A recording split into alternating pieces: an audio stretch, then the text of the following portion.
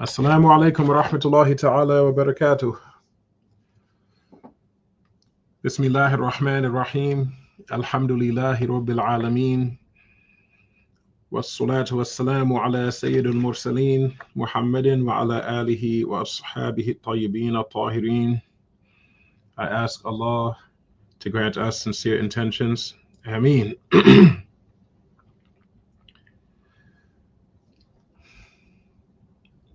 Bismillahir Rahmanir Rahim.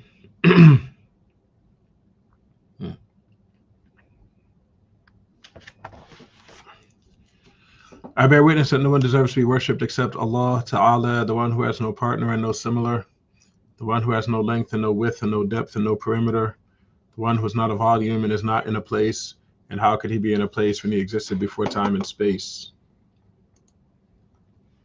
He created everything except himself, including you and your actions. Nothing occurs except by his will, both good and bad, he destined to happen.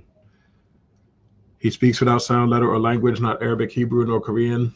He's not light, he's not a spirit, he has nothing in common with human beings. He's not in the direction of up, down, right, left, front, nor back. And whatever you imagine in your mind, Allah is different than that. And I bear witness that our noble, unrivaled master, Muhammad sallallahu alaihi wasallam, is the slave of Allah, his final messenger, and the best of all of God's creations. May Allah unite us with him in paradise and grant us a drink from his basin. And may Allah increase us in patience, humility, knowledge, and comprehension, and help us to put our knowledge into practice and grant us all sincere intentions. Ameen. Ameen.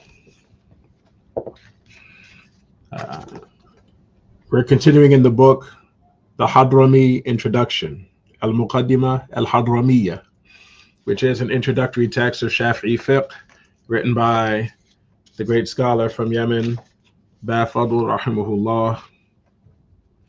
We've made it to page 29 in the book.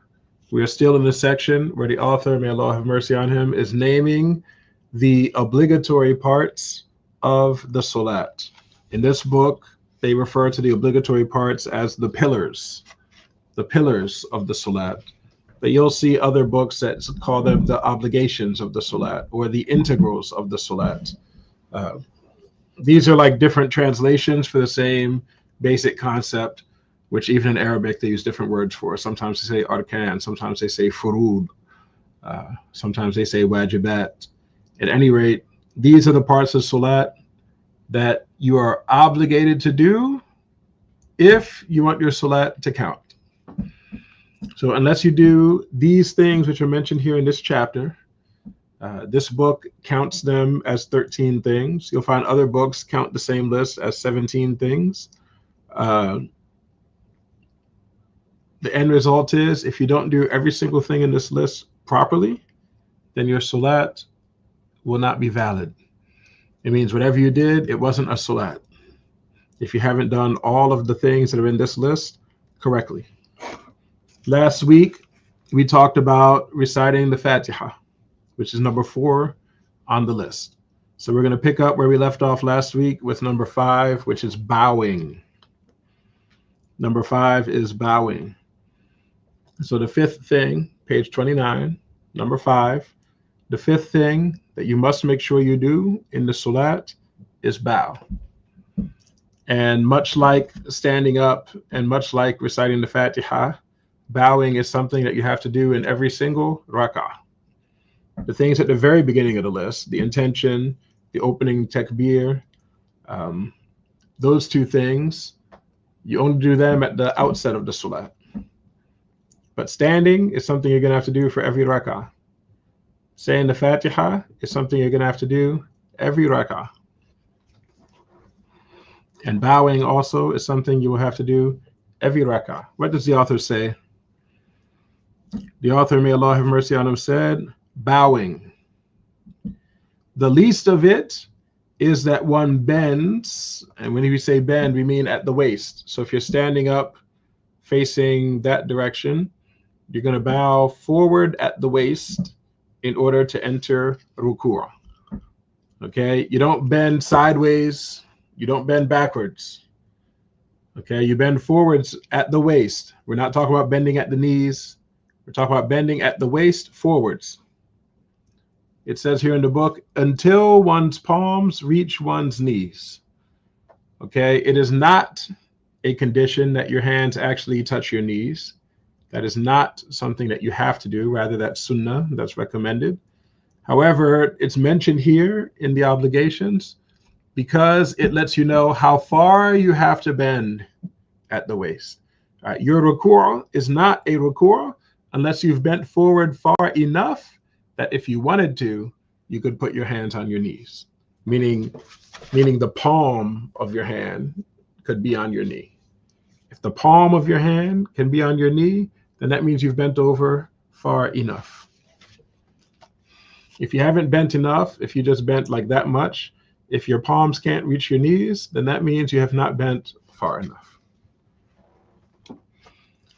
He says, it is a condition that one remains, he says, steady or tranquil, but that's just a bad translation.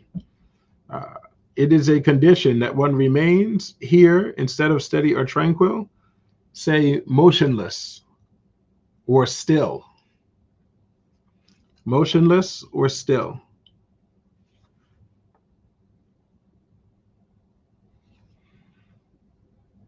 I'll read it again. It is a condition that one remains motionless or still until one's limbs remain in their place.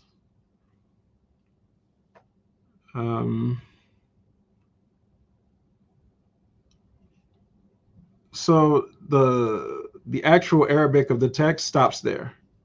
It says until one's limbs remain in their place. That's the period. Okay, there should be like a period there. So what the author is saying is, when you make ruku', you bend forward at the waist, far enough that you could put your hands on your knees if you wanted to.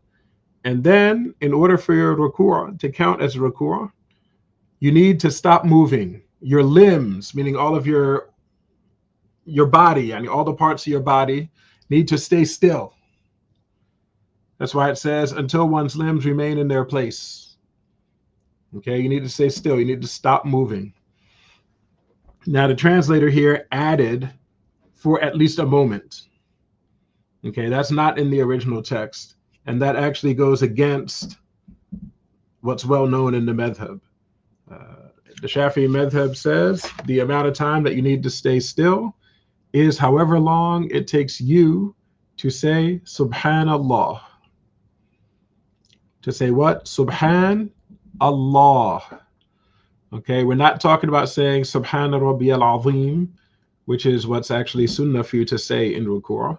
We're not talking about that.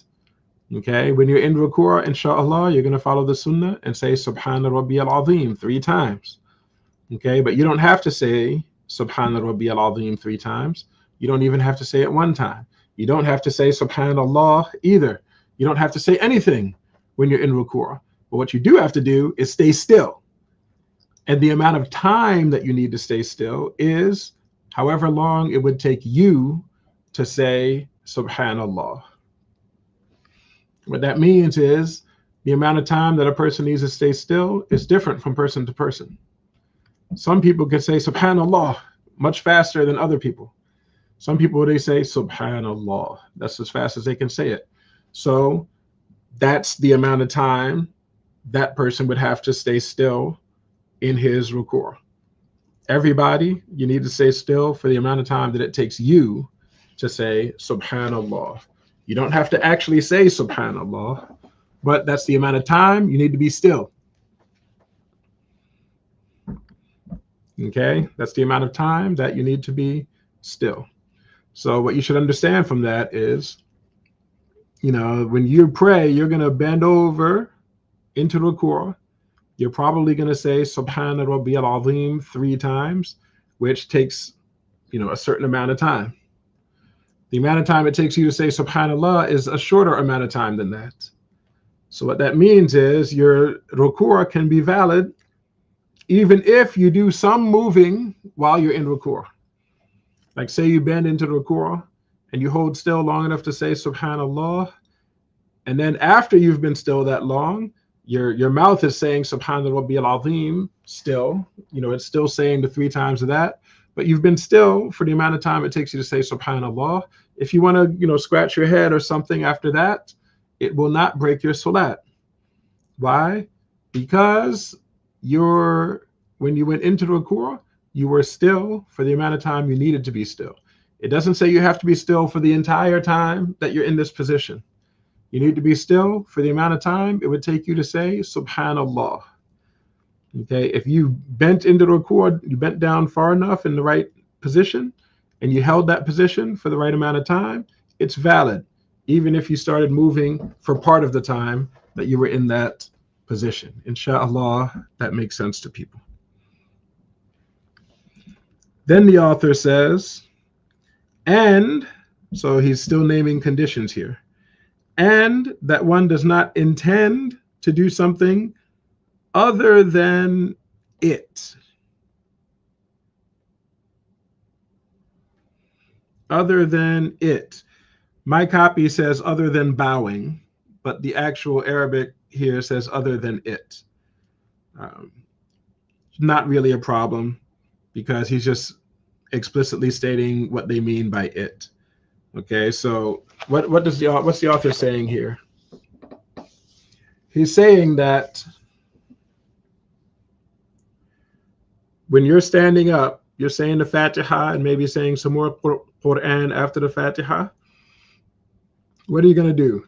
You're going to start bending forwards into ruku'. And once you've bent far enough, you're going to hold that position for the amount of time it takes to say Subhanallah. That's what you do in order for it to be valid. Okay? But he's mentioning something important here. He said it's also the case that when you bent from standing up, when you bent this far, you did it with the intention of entering ruku'. That was your intention. When your body started bending, you were bending for what purpose? To make ruku'. What happens sometimes is a person will be standing, they're finishing the Fatiha or the surah that's after it, and then they start bending because they want to go into sujood.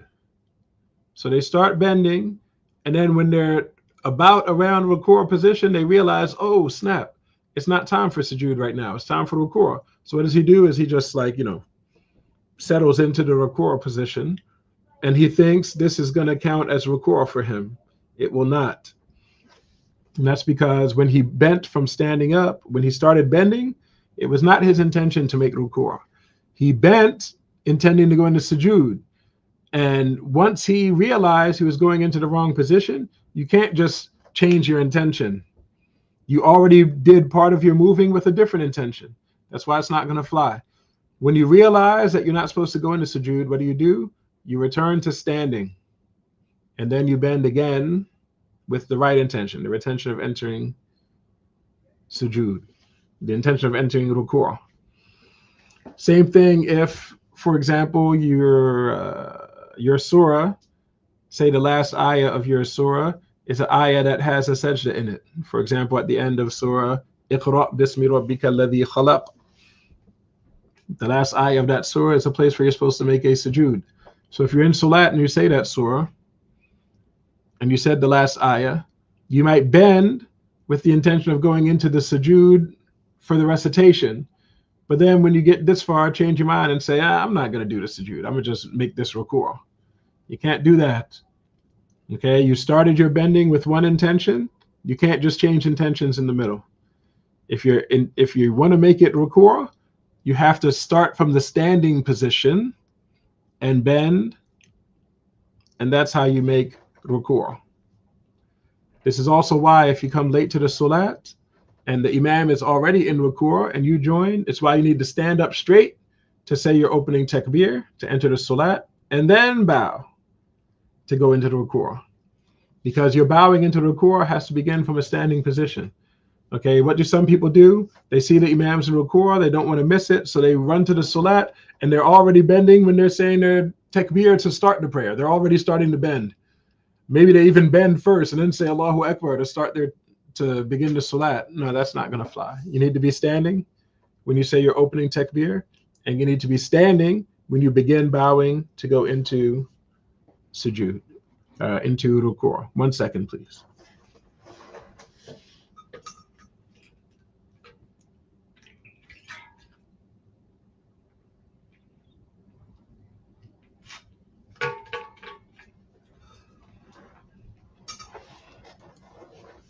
Okay.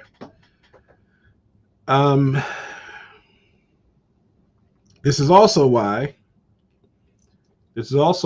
if you make a mistake in the salat, say you're standing to say the Fatiha or some surah after it, and you forget to go into ruku', you go straight to sujood. You go boom, boom, and now you're in the sujood position, like this, and then maybe you sit, and then maybe you go back into your second sujood, and it clicks that, wait, I forgot to make ruku'. So what do you need to do? You need to go back and make ruku'. Some people, what they'll do in this situation is they'll stand up out of sujood, they'll stand straight to the ruku' position. This is not going to lead to a valid salat. Okay, when you go back to do ruku', you need to stand up straight, because this is the position that ruku' begins from. Ruku' is the beginning. It begins from standing, and it ends in this position. This is why some of the other Shafi'i books, not this one, this one we said it counts the necessary parts of salat as 13. The soundest opinion, the strongest opinion, and the one you see in most of the books of the madhab, is that there are 17 obligatory parts of the salat. And what they do is they separate the ruku' from the stillness into two separate integrals, two separate obligations. And why does it make more sense to do it that way? So that it's clear that one of the integrals is the act of bowing, the transition. It's a movement that begins from when you're standing. You're bending forward at the waist until you've bent down far enough. That's one of the integrals. And after that integral is completed, after you've bent down far enough, you now have a second integral to perform, which is to hold still in that position long enough to say subhanallah. So there's the transition followed by the stillness. When you count it in that way, it's more clear to the student that the ruku' is a transition. It's not a position that you stay in. It's a transition from one position to the next. So ruku' begins when you're standing, and the ruku' itself is the bowing, the movement from standing to the bowed position. That movement is the ruku'. And as for what you do when you're in this position, what you do there is simply be still. Okay, long enough to say subhanallah. All right, so let me just quick review what I'm saying. Bowing is a necessary part of the salat. It begins from a standing position. It's a transition into the bowing position. And then after you reach the bowing position, you need to stay still long enough for you to say subhanallah. And if something happens where you make a mistake in which order to do the positions, or you change your mind about what position you're going into or whatever, if you need to do the ruku', then know that the ruku' has to begin from a standing position. Okay, inshallah, that is clear. He says, so for example, if one went down to do a prostration of recitation, but then changed it to bowing, it is not accepted. And again, the actual Arabic does not say accepted there, it says sufficient. So the more accurate translation would be that if you went down to do a prostration of recitation, but then you changed it to bowing, it is not sufficient. Okay, it is not sufficient. All right, this is not going to result in a valid salat.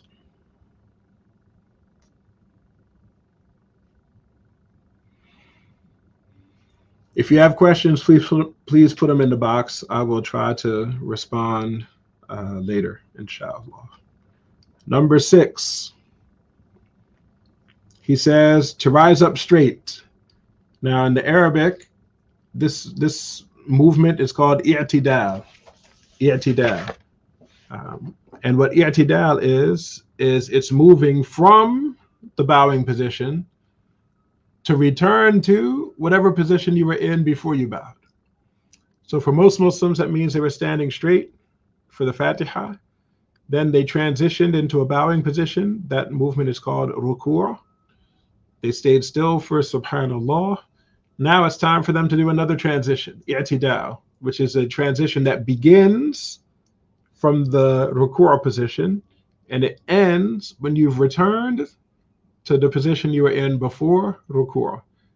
So for most people, that means after bowing, you return to a standing position because that's the position you were in before you bowed.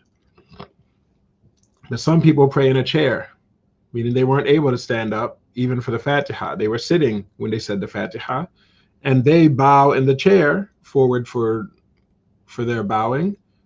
So then after their bowing, do they stand up? No. They return to the sitting position that they were in before they bowed. When we say i'tidal, which is the proper name of this particular transition, it means we transition out of the bowing position and return to the position we were in before bowing.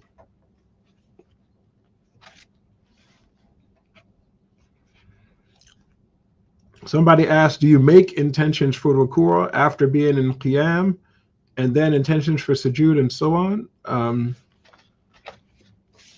Officially, yes, but I think you might be overthinking it.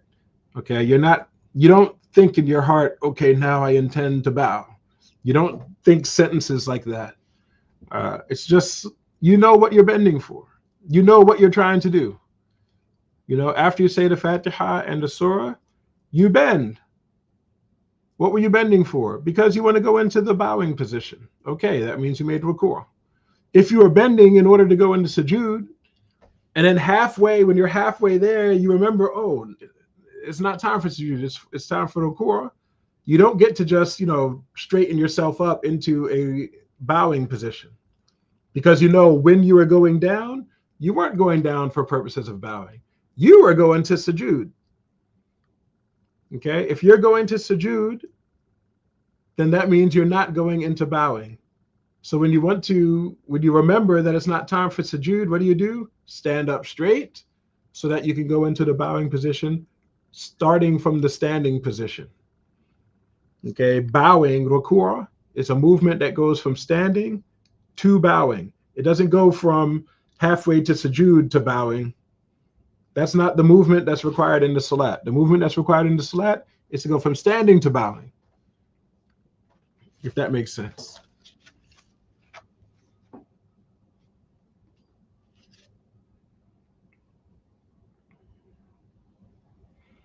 So he says, may Allah have mercy on him. Number 6, to rise up straight, meaning to return to the position you were in before you bowed. He says, going back to what one was at before. My preference is to literally add the words, which is, so that it says to rise up straight, comma, which is going back to what one was at before. And again, that's because this is closer to the Arabic text, which says which is in it. Number 6, to rise up, which is going back to what one was at before. Okay, meaning go back to the position you were in before. And its condition is, again, to be, he says, firm and steady. But yet again, like he's putting in these words, trying to be fancy or something, and all he's doing is making it less clear what you have to do and making it further away from what the Arabic says. The Arabic says to be still, okay, to be motionless, to be still. So this particular obligatory step is going to start when you're in the ruku' position. And this step is a transition from the ruku' position up to the i'tidal position. That is the obligatory element that we're talking about. And again, this book, because of the way he counts it, he considers staying still in this position to be one of the conditions of this position. But the stronger opinion is to count the stillness as a separate obligation. So you have an obligation to transition from bowing to straightness, to i'tidal. And then once you've become straight, you now have another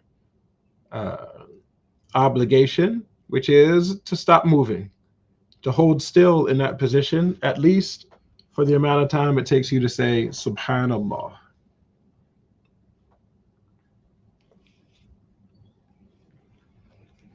He says, may Allah have mercy on him. So again, put firm and steady between brackets or something, and in its place, just say still. To be still. He continues, and that one does not intend something other than it. Okay, so just like we said for ruku', and that movement, when you leave the bowing position and go to the straightened position, that movement needs to be done intentionally, meaning when you came out of ruku', you did it in order to go to i'tidal, not because you heard a sound and you came out of ruku' to look. Okay, not because you were like forgetful and you didn't even you forgot you were in salat and so you stood up in order to look out the window or something. No, you stood up because you knew that the next position you have to get to is the position that comes after bowing. So you're straightening up in order to get to that position. He says, so if one raises one's head from the fear of something, it is not sound. What does he mean by the fear of something? He means like if you flinch, like if you're in ruku' and something happens, like if suddenly a snake shows up right there where you're praying, and so you flinch, you back up like this out of fear of the snake that just showed up. Well, then guess what? When you backed up, when you rose up from ruku' into i'tidal, that doesn't count as making i'tidal, because it wasn't your intention to make i'tidal. It was your intention just to get away from the snake. That's just an example he gives. But if you raise your head up out of ruku' towards i'tidal, it needs to be with the intention of going to the i'tidal position. Otherwise, it is not, he says, not sound, but again, the Arabic text says not sufficient. It's not sufficient, meaning it's not going to be valid. Inshallah, you see the importance of the intention. As our Prophet ﷺ said, the deeds are according to the intentions. So if you ended up doing all the positions of salat, but you were never intending to make salat, then guess what? It's not going to count as a salat. Okay, the positions have to all be done intentionally, meaning you meant to do it. Not meaning that you have to think some kind of certain thought in your head, like I now make ruku', and then do it, and then say I now make i'tidal, I now make sujood. You don't have to think any particular thoughts in your mind or in your heart in order for it to be valid, in order for your salat to be valid. Rather, what the point we're trying to get across here is you meant to do the movements that you did. Okay? You were bending in order to reach ruku', not for any other purpose. You were straightening in order to reach i'tidal, not for any other purpose. Number 7, to prostrate twice. Okay, so the next absolutely necessary thing in the salat is for you to prostrate. Notice that in none of these positions is it telling you to say anything. So far in this whole salat, the only things you've had to say is Allahu Akbar to begin the salat, and you have to recite al-Fatiha in the standing portion of each rak'ah. So far, we haven't mentioned anything else that you have to say. All the other positions, what's required is for you to move into the position properly and then hold still for a certain amount of time. Then move into a position properly, hold still to a certain amount of time. Now it's saying you're going to have to move into the sujood position twice. Number 7 is to prostrate twice. What's the minimum that counts as a sujood? He says, may Allah have mercy on him, the least of it, like the smallest amount, the minimum to count as sujood is that one places some of the skin of one's forehead, and by forehead he means the part in the middle, this part here. In English, we refer to this whole thing as a forehead, but in Arabic, just the part that's above your nose, only this part here counts as a forehead. So he says you need to put the skin of the forehead in the place where one is praying. Okay, why does he mention skin? Because your forehead has to be showing. You can't cover it. All right, if you have a big kufi, you don't get to put the kufi down like this and then make sujood such that the kufi is what's touching the ground. That's not a valid salat. Okay, you got to make it so that the actual skin of your forehead is what touches the ground or the rug or whatever you're praying on. The skin of your forehead is what's touching that prayer place directly. What else does he say about the sujood? Its conditions. Well, before I go to the conditions, I'm going to talk a little bit more about putting the skin of your forehead on the place that you're praying on. Okay? So when you make salat, in the beginning, you're standing up, and there's a ground in front of you where you're going to put your forehead. You should be able to see it, whether it's a rug that you put down, or maybe it's just other ground that's not rug, but you should be able to see where you're going to put your forehead when you're standing up. When we say the skin of your forehead has to touch the place that you're praying on, we mean that there can be nothing between the skin of your forehead and that prayer place. But what we also mean is that the prayer place that you're praying on, it needs to be something that's like stable. Okay, it's something that does not move when you move. It does not move when you move. You understand? So it's not valid, for example, like say you're wearing a thobe with really big sleeves, like really wide open sleeves. It's not valid if when you go into sujood, you put your hands down in such a way that those wide sleeves are on the ground, and then you make your sujood on top of your sleeves. That's not valid, because those sleeves are not considered to be the ground. Why not? Because your sleeves move when you move. When you sit up from sujood, those sleeves are going to move. When you stand up to say the Fatiha, your sleeves are going to move. Anything that moves when you move does not count as the ground that you're making salat upon. I say that because sometimes when the ground is hot, people do things like that. They pull their kufi down to put like a little barrier between their head and the ground. People who wear suits to work, they have like that nice suit and the necktie. If you try to make salat wearing a necktie, what happens a lot of the times is the tie reaches the ground first before your head.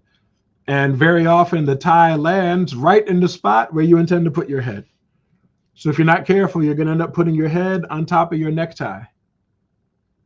And again, that's not going to be a valid salat because your necktie moves when you move. Okay, you want to make sure that nothing that moves when you move is between your forehead and the ground, because anything that moves when you move is considered a barrier between you and the ground. It's not considered to be the ground, rather it's considered to be a barrier between you and the ground. It's essentially the same thing as moving your kufi down like this. Okay, you're putting some clothing or something between your forehead and the ground, and so it will not be valid if you do that.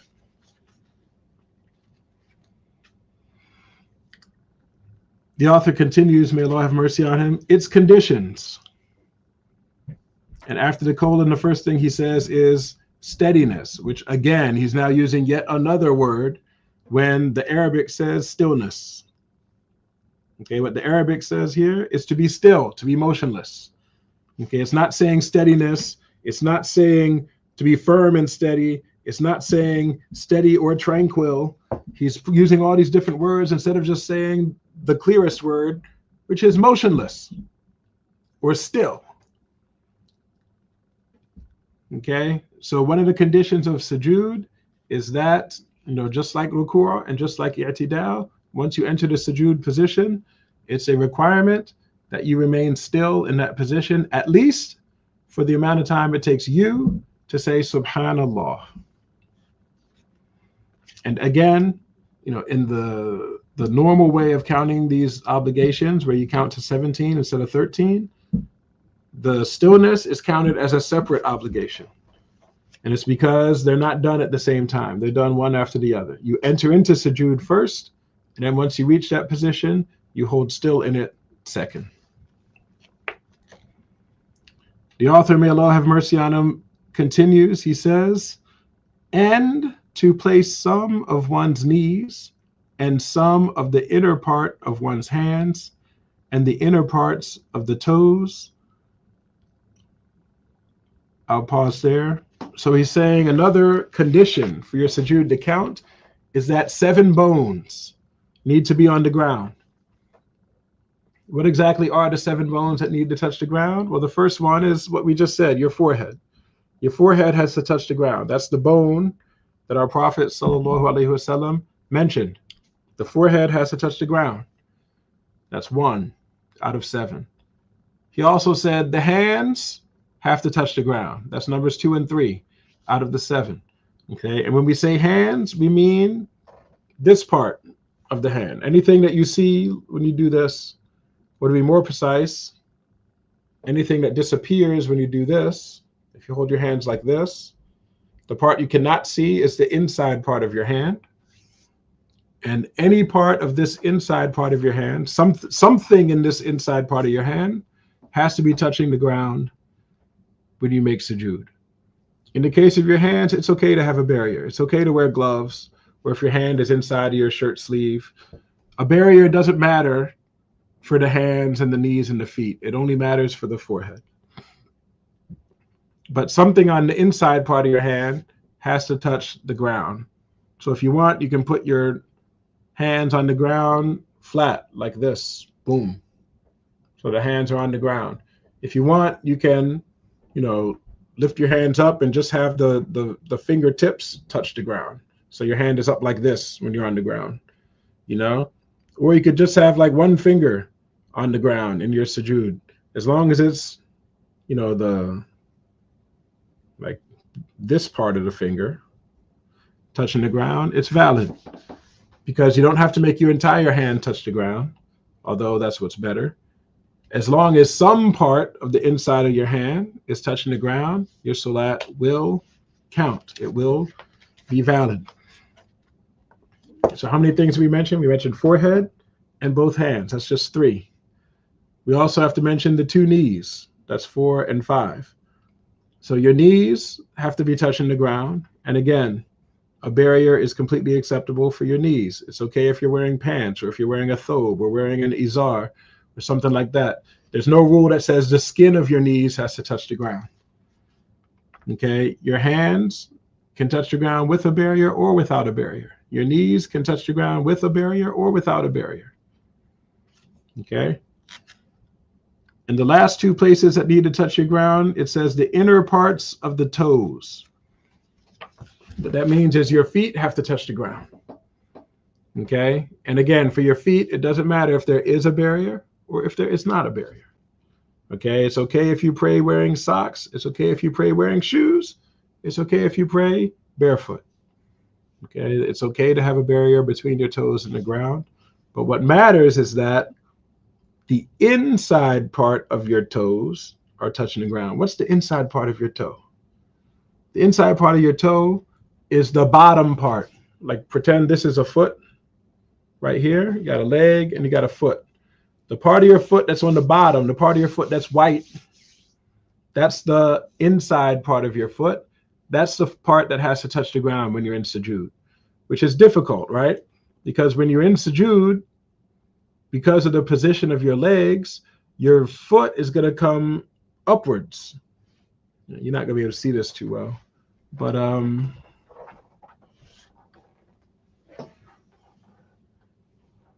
don't know. Let's just say this is the ground. Your foot is going to come up like this. Okay, your foot is going to come up, and it's just the bottom part of the toes that are going to be on the ground. The rest of your foot is going to be sticking up. So most of the sole of your foot will not be in touch with the ground, but the bottom part of your toes should be on the ground. Okay? If your foot is completely in the air, so that none of your toes are touching the ground, the ruling of the Shafi'i school is that that's not a sujood, and your salat will not count.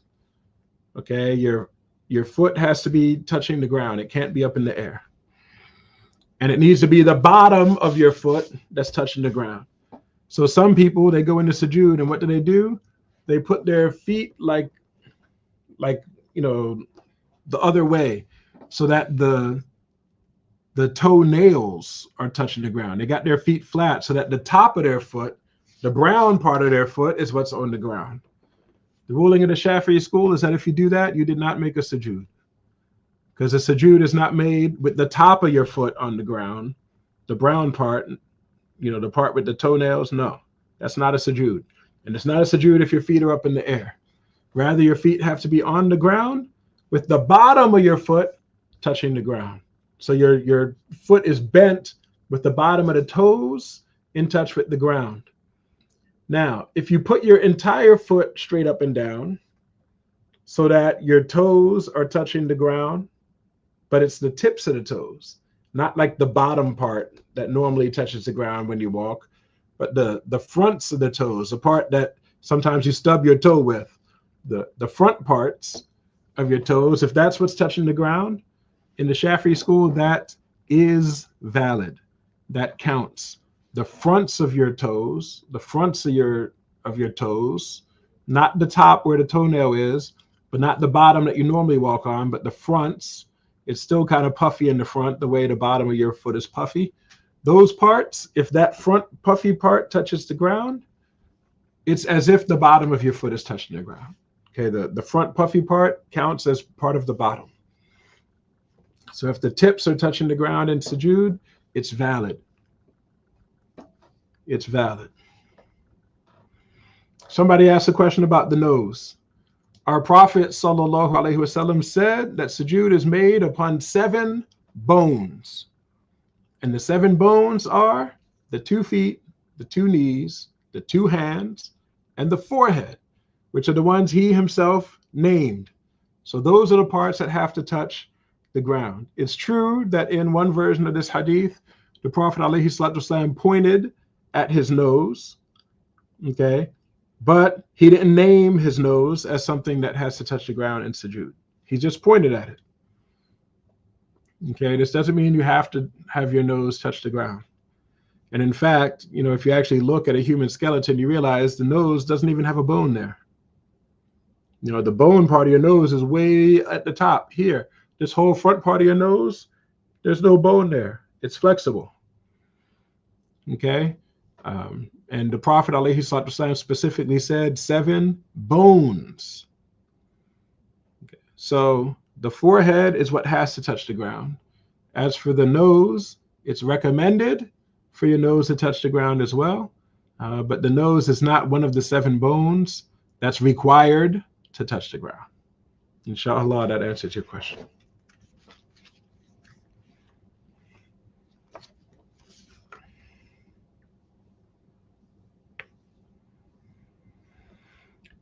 After that, the author adds another condition. So he mentioned stillness, and he mentioned the 7 bones that have to touch the ground. He also mentioned that the forehead has to be uncovered, so the skin touches. But now he says, and to make one's head bearing on the place of prostration. What he means is your head has to have weight to it. When you put your forehead on the ground, the full weight of your head is on the ground. Some people, what do when they go to make sujood? They use their hands or their back or their neck to support their head, so that although their head touches the ground, it's touching the ground very lightly. Very lightly. If this is how you make sujood, your sujood does not count and your salat does not count. When you put your head on the ground, there has to be weight to your head. For most adult humans, is if you just relax and don't support your head at all, but just let the natural weight of your head push down on the ground, that will be enough weight for most adults. But technically, the way you know if your head is pushing down enough is you put your hand on the ground and you put some cotton above your hand, like maybe an old undershirt or something. You just put it on your hand, like not folded neatly, but like a ball. Like you just took your shirt and just someone threw it on your hand, and it's all, you know, disheveled and messed up on your hand. And then you have your hand on the ground with a shirt or, you know, part of your shirt on top of your hand. And then what you do is when you make sujood, you put your forehead on top of that shirt that's on top of the hand. Okay? And after you make your sujood, like for the amount of time that would take to say, you know, Subhana Rabbiyal A'la 3 times, when you lift your head up, you remove that bit of cotton shirt and you see if you can see a mark on your hand from the shirt. You've put enough weight on your head. If your head leaves, like there's like some lines on your hand because of the shirt that was there, because your head put enough weight on the shirt to leave a mark on your hand. If your head has that much weight in the sujood, then your sujood is valid. If you're not putting much weight down on your head, then your sujood is not valid. It's crucial. It's a condition of your sujood that your head have weight to it when it's on the ground. Okay, some people, especially if they're not in a masjid or not at home, you know, if they're out in the woods somewhere, they're on a camping trip and they go to make sujood and there's a stick right there, what do?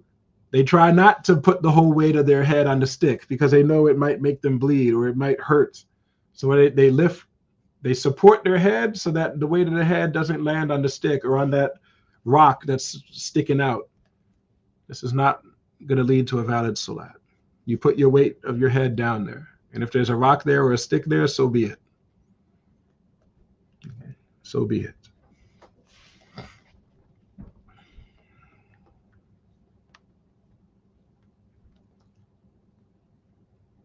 Do we understand now what it means when he says to make one's head bearing on the place of prostration? It means your head has weight to it.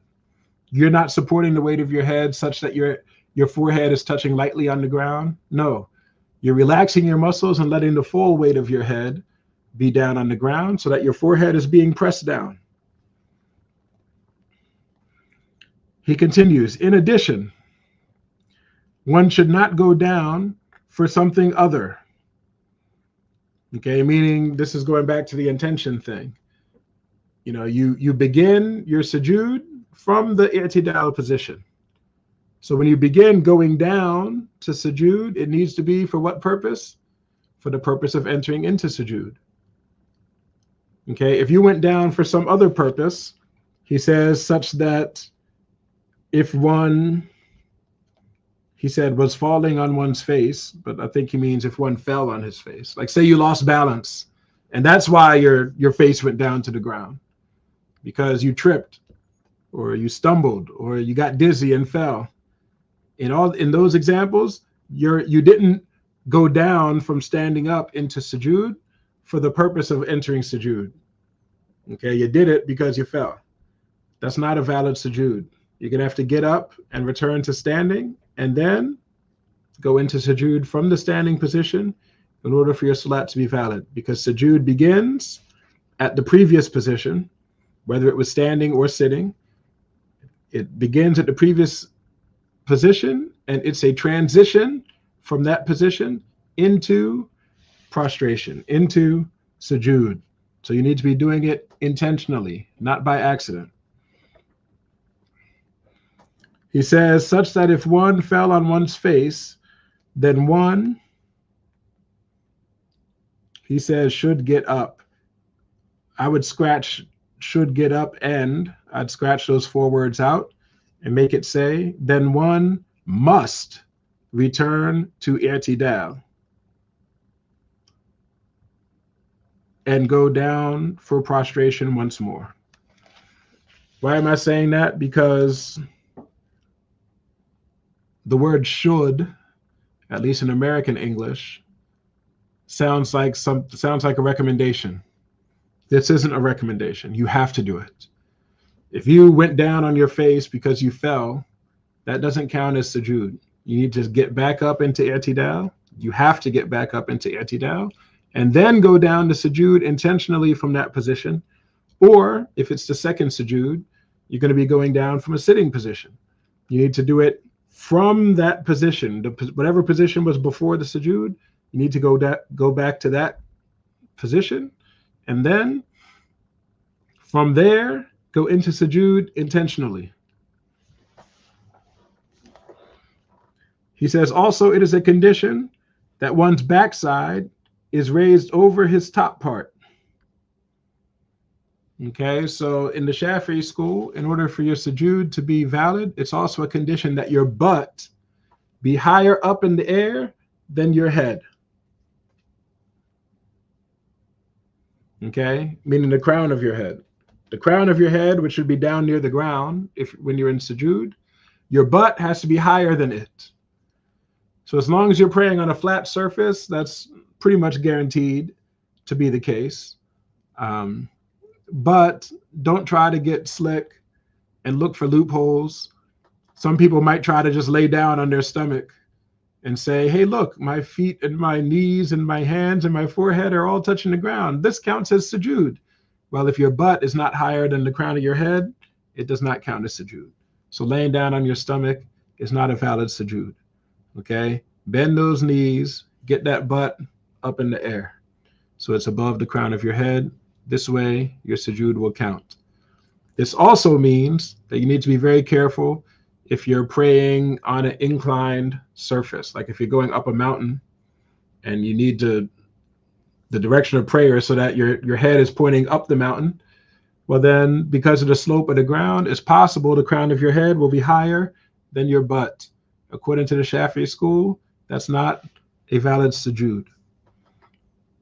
Okay, so I suggest you find a place where you can face the right direction and have your butt in the air, even if it means, waiting a little bit, waiting until later in the salat time so that you can find an appropriate place. The author continues, and that one does not prostrate on something which moves with one's movement. Okay, and we already talked about that. Anything that moves when you move is not considered to be the ground. And your forehead has to be on the ground. I'm not saying it has to be bare soil. Okay, it doesn't matter if it's dirt, grass, cement, asphalt, wood, stone, carpet, rug, whatever. I'm not saying it has to be touching natural earth, but it needs to be touching what you can think of as the ground. It needs to be touching the thing that you can walk on. All right, it's not going to be touching your own sleeves or your own necktie.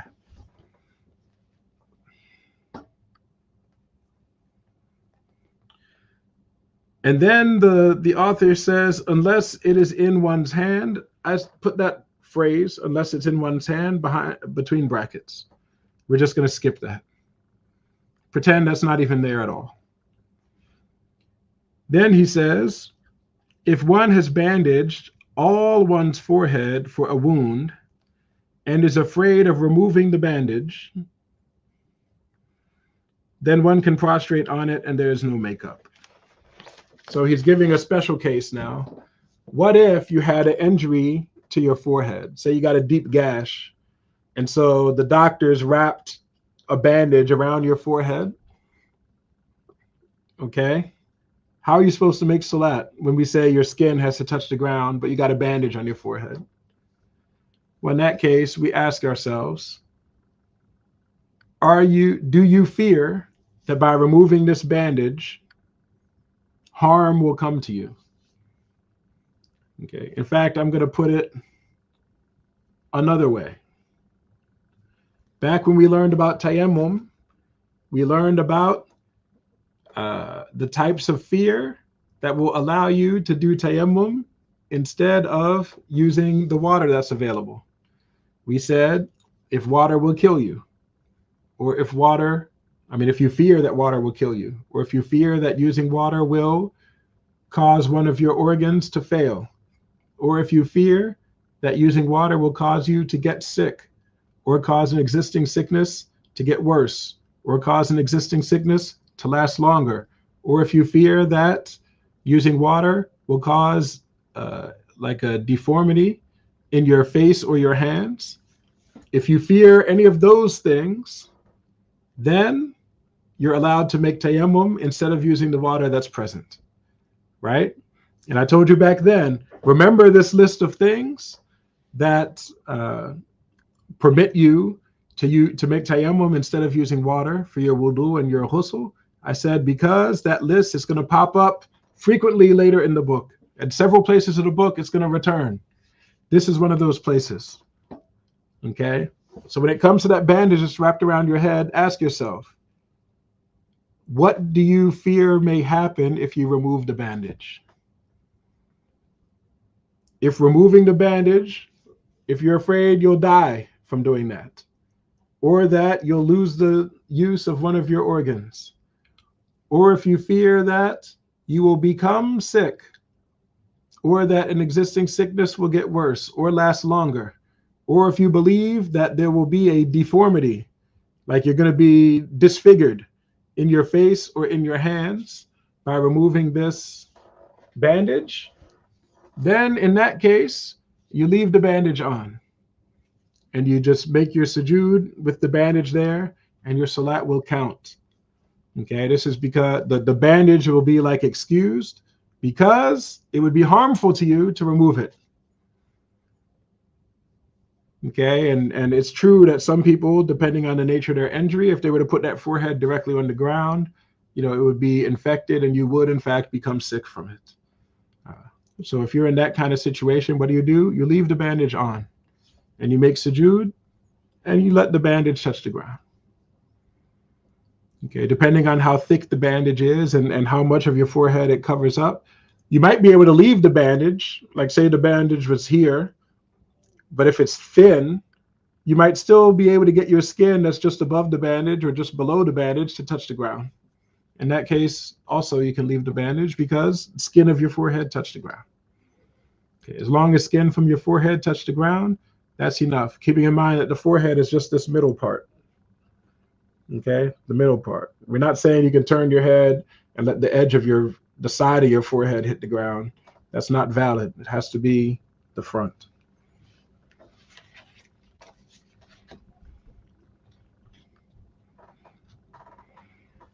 Otherwise, he says, and there's no makeup. What that means is if you left the bandage on and you made sujood with the bandage on, then that salat will not count and you have to repeat the salat. So you have to make that salat up. You have to start it over again and do it correctly. We'll stop there, inshallah, talking about sujood, and we'll pick up next week with number 8, which is the sitting that has to take place between the sujoods. If you have questions, put them in the box. I'll start looking through right now. Wa alaikum assalam wa rahmatullahi ta'ala wa barakatuh to those who salamed me. I know I answered some of the questions already. I'll just see if there were some I didn't notice.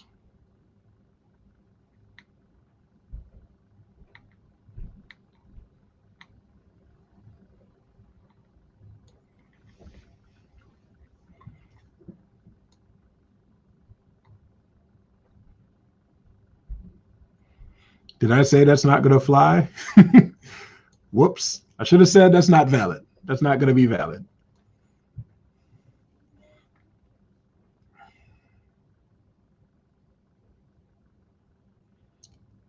Someone said, what if the prayer rug moves? Okay, the prayer rug does not ordinarily move with your movements. Okay, if you go into sujood, well, let's go back even further. If you're standing on the prayer rug and then you go into the ruku', does the prayer rug move? Even though the whole top half of your body moved, the prayer rug normally doesn't move. When you straighten back up, does the prayer rug move? No. When you go into sujood, the rug might move a little bit because you pushed on it a little bit. Okay, but that's because you pushed on it, not because the rug is attached to you. Okay, when you come out of sujood and sit, the rug might move a little bit, again, because the weight of your body is shifting on the rug, not because the rug is attached to you. When we say that the surface you're putting your forehead on cannot be something that moves with your movements, what we mean is it's not attached to your body. A necktie is attached to your body. So when you move, the tie moves. Your sleeves are connected to your body. So when you move your arms, the sleeves are going to move. Those things move with your movements. A prayer rug, it's perfectly possible for a person to perform the whole salat on a prayer rug without that prayer rug moving, because it's not attached to him. He's just simply standing on it. So therefore, you can put your forehead on the prayer rug. That's fine if the prayer rug moves a little bit, but it's not attached to you. And if the prayer rug moves to the point where the next time you make sujood, your forehead won't even be on the rug, it'll be on the ground that's beneath the rug, that's also acceptable, because the ground isn't moving with your movements. So the ground is a place where you can put your head, insha'Allah ta'ala. Someone asked, what about sisters that wear the niqab that wraps around their forehead? I recommend that sisters who wear the niqab remove it when they make salat. Okay, the niqab is something that you wear as a veil between you and men when you're like in public. You know, if you're at home, niqabi sisters don't wear their niqab when they're home in the house. When they go to a place where it's all women, when they have their little sisters gathering, they take the niqab off. Okay? Similarly, when a woman makes salat, she is making salat to her creator, to Allah subhanahu wa ta'ala, not to any men that may or may not be around. She should remove it so that her forehead is showing and she can perform the salat properly. If she's very concerned, like say she's making salat in public where people might see her face, in that case, there are hijabs that cover everything except the eyes. The forehead is covered, but the eyes are showing. It's possible to sort of like scrunch it up a little bit, so some of the forehead is showing here just above the eyes, and she can still make salat. She can still make sujood, so that that skin that's like right above the nose is able to touch the ground, and she can leave the niqab on if she's able to manage it. Okay, but if she finds it difficult making sure that part of her forehead is exposed, then let her remove the niqab.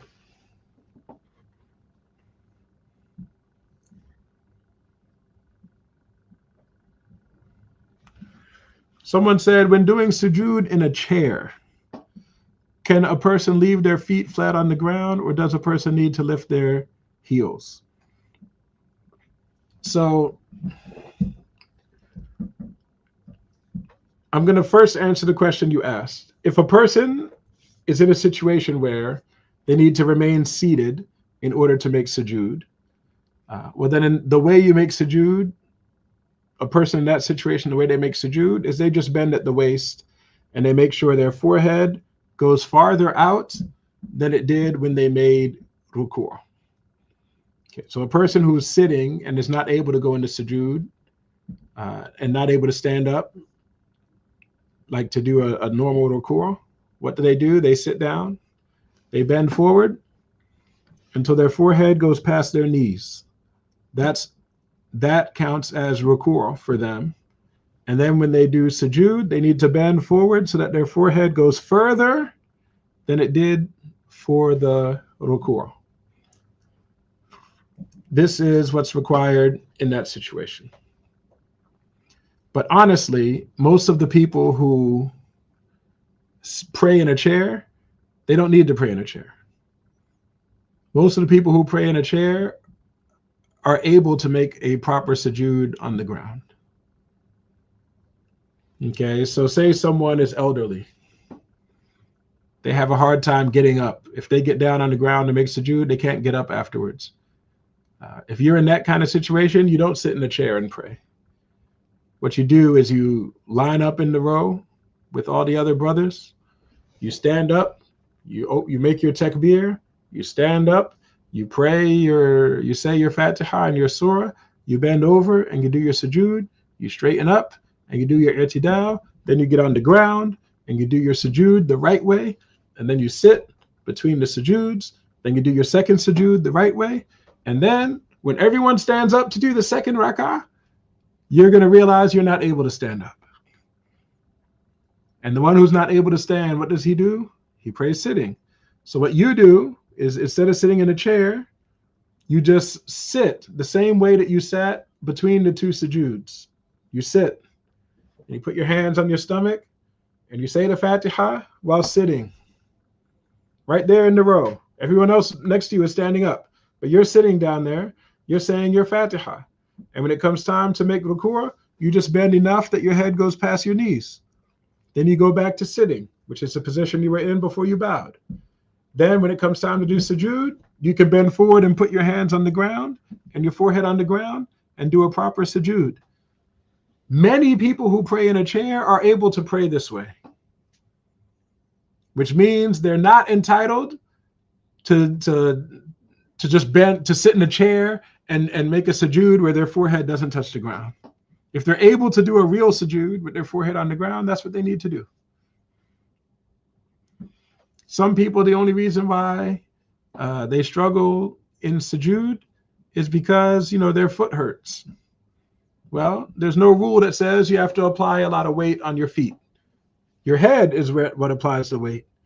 Okay? It's okay if your feet are just barely touching the ground.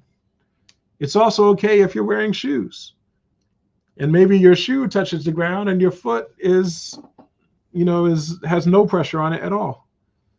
Okay, these things are all possible.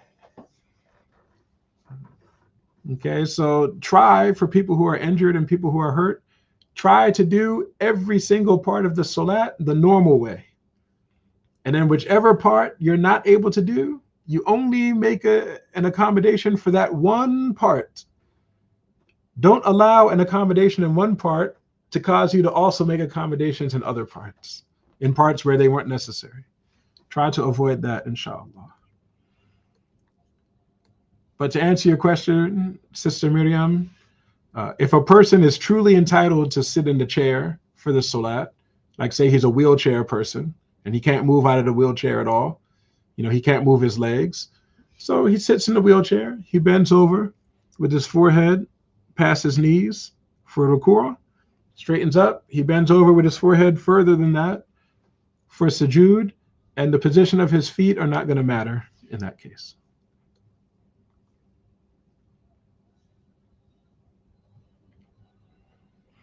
Someone said a Shia gave him a piece of wood to place his head on years ago, and he thought that didn't make sense. Well, this is not something that Sunnis do.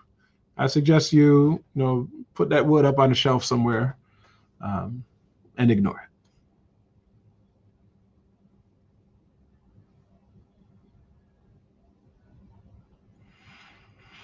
Someone asked about the bandage. What if you fear that removing the bandage will cause blood to leak onto your forehead? That's not an issue. Okay, in the salat, blood is excused. All right, blood is a form of najas, and as you know, if you get najas filth on your body or clothing in the salat, that it ruins your salat. Many of you know this rule, but if you want to get very technical, the rule does not say getting najas filth on your body or clothes breaks the salat. What it says is getting unexcused najas filth on your body or clothes, or if you touch it in the salat, or if it's in something you're carrying, that will break the salat. It's only the unexcused najas that breaks the salat. Blood from a wound to your own body is excused with conditions. So generally speaking, the blood that leaks from the wound is going to be excused. So if the blood gets on your skin or on your clothes, or if it'll be excused. If you leave blood on the ground, you want to try to make sure the next time you make sujood not to touch the blood that's on the ground.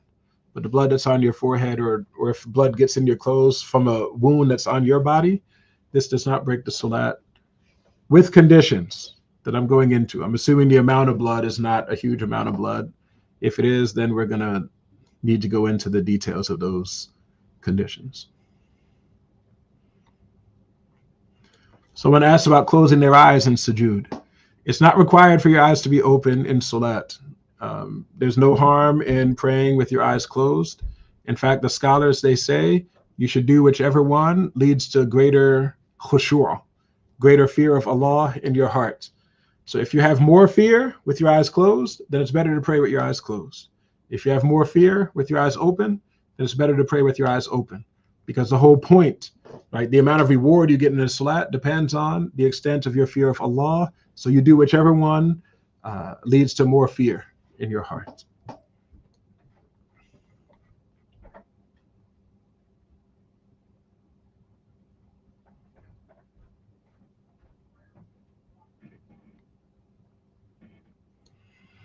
If someone has bad knees, and many of us do, mashallah, then figure out what you're able to do and do what you're able to do.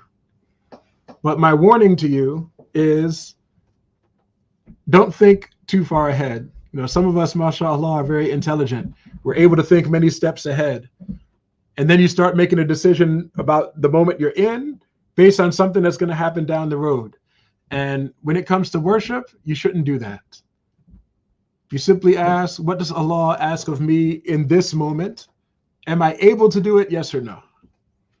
That's why that example I gave of the person who, if they go to the ground for sujood, they can't stand up. That doesn't mean just pray in a chair starting straight from the first rak'ah and skip during your sujoods for the whole salat. No. If you're able to enter the salat standing, then you stand for the first rak'ah and you do a full ruku' and a full sujood. And it's only when it comes to the second rak'ah that suddenly now you're in a situation where you're not able to do what Allah commanded you to do. So you were able to do the first rak'ah exactly normally. The second rak'ah, the only thing you can't do is stand up. So you just stay on the ground for your Fatiha, and then you can do all the other positions the normal way. You bow at the waist for your ruku', you come back to sitting afterwards, and you do a regular sujood and a regular sitting between the sujoods. You can do most of the salat the normal way. The standing is the only thing that you won't be able to do. Okay? Don't think a whole lot of moves ahead.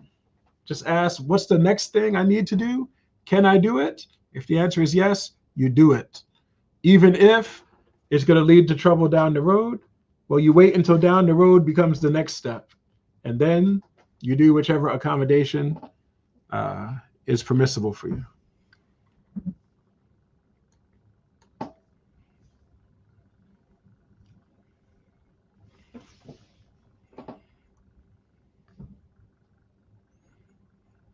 Someone asked, what if making sujood with full weight on that rock will open a wound that's going to leak a huge amount of blood? I mean, if you're in that situation, then my recommendation is to reduce the amount of weight if possible, because I believe that you can push down a valid amount of weight without it necessarily being full weight. But it's going to have to be close to the natural weight of your head, just without pushing down, without additional pushing. You may be able to do it without opening the wound, as long as you don't push down extra. The other thing is, you have some wiggle room in the salat. Like when you're making sujood, you don't have to put your forehead dead center. It's possible for you to scoot a little bit to one side and put your head, like just move your neck a little to the side, put your head down there, move your neck a little to this side, put your head down there, so that you're making the sujood in a spot that's not like the point where the rock is pointing up. You may be able to do that, or stick your head further out or closer in if you're really concerned about it. And then in the next rak'ah, step over an inch or two so that the rock will be out of the way next time you have to make sujood.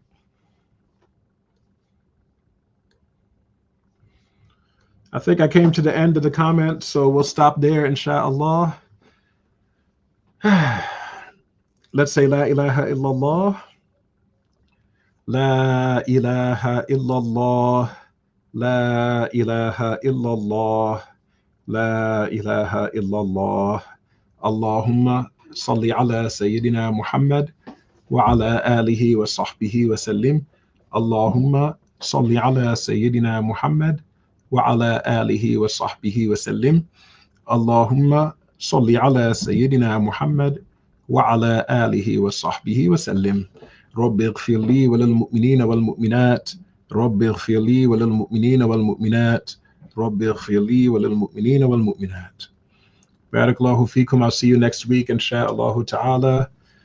Until then, take care. May Allah grant you success in your endeavors. And of course, any of us who are sick or wounded or in the hospital, I ask that Allah ta'ala grant them a full recovery, insha'Allah ta'ala.